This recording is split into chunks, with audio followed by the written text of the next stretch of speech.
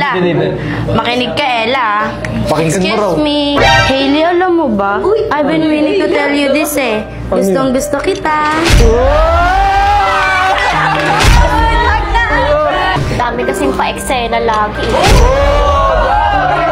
Alam mo ba kasi, sabi ni Bella, Krish at Kiara, at alam mo ba, sabi ni Mommy and Daddy, you're perfect for me.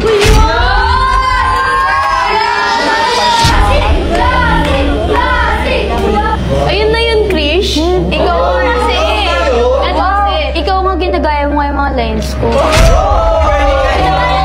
Ba't ka naman gagayahin lines mo? Ay, may masabi ka lang. Lagi kitang iniisip. Tsaka kapag magko-content tayo, I can't stop thinking about you. Hindi siya nakakalig na nakakatawa lang.